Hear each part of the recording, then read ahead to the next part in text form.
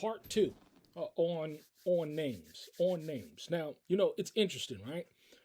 We have Hebrew names and they have meaning. And sometimes the people who are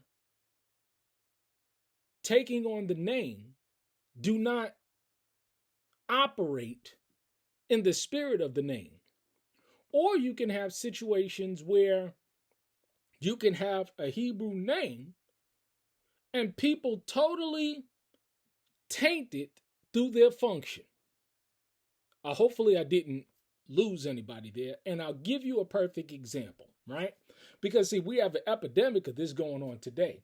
Let's look at the term Ahab. Ahab in the Hebrew is lexicon H. In the Strong's H256, H256. And Ahab simply means father's brother.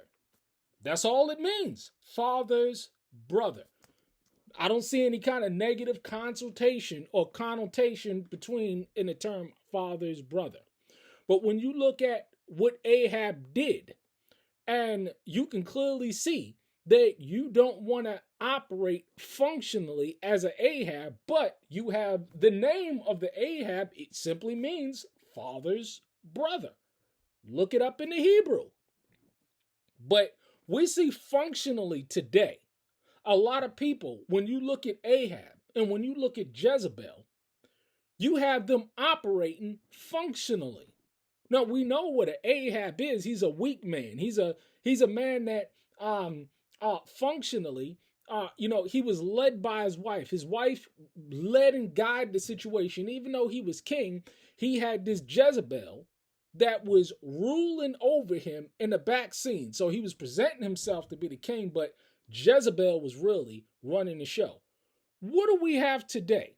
I've seen people with the names of Hebrew men, Hebrew prophets, Hebrew men, but in function, they operated just like an Ahab in function. We see this all day today. We have sisters that claim that they are daughters of Sarah, and they've named it and they've changed their names to all of these glitzy and glamorous and joyous Hebrew names. This means she's the ray of the sun and she's a sweet daughter of Zion. Whatever it is that they come up with these names, but functionally, we see that they ain't nothing but a whole bunch of damn Jezebels. Because when you look at something functionally, then it gives you the understanding. This is the problem that we're having today. You can take an example of King David, a man after Yah's own heart. Now, functionally, King David did miraculous things, and you're going to see King David in the kingdom. But should you go and take another man's wife? Should you go and commit adultery like that? Should you do the things like name number the children? See, we have these examples there that even though you're going to see King David in the kingdom, that he did a transgression and he paid the price. And not only did he pay that price, he paid the price through his seed. He paid the price. Should we go and do that? Should we go and do that? See, you got people that will operate and do things and function dishonoring the name. And then you got other people that operate in the function of these same people like Ahab operated. And that's not how you should operate. There's stories there in the Bible that gives us understanding on what we should and we should not do. Because, see, the idea is that, I'll give you a perfect example. When somebody does things like that, I'll give you a perfect example with King David. Would you not think that that is a presumptuous spirit for someone to go and take somebody else's wife, committing adultery, thinking that they're going to get away like King David did? Would you not consider, being that that's an example, would you consider a man that's operating that fashion to have an extremely presumptuous spirit? Would it not be the case? Would it not be the case? See, we're looking at these situations and we're not understanding functionally how people may not have the name change, but they act in the spirit. Or they may have the name, or they may change their name, and they're functioning the spirit of that name. Hey, I may have lost a lot of people, but it ain't nothing but the truth. Look at Jezebel. Look at these people today. They take on these righteous names, but functionally, they act just like damn Jezebels. Because you know how, in function, you know what it at. Now, I looked up the term Jezebel. I couldn't find any Hebrew meaning because it's not a Hebrew. She wasn't a Hebrew woman. But the idea is that you can see how they operate in that spirit of Jezebel. They're rebellious to their husbands. They manipulate their husbands. They secretly rule. They are very rebellious. They're very manipulative. They're very controlling.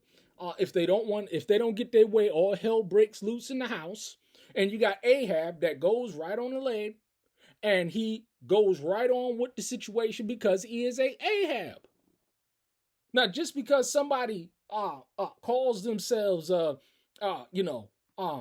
Nehemiah, Jeremiah, but they operate in the spirit of Ahab, does that make them really a Jeremiah or a Nehemiah? See, again, people can call themselves whatever that they want. But this is why you should operate and see people functionally. By their fruit, you shall know them. Boaz means strength in him. A man of strength.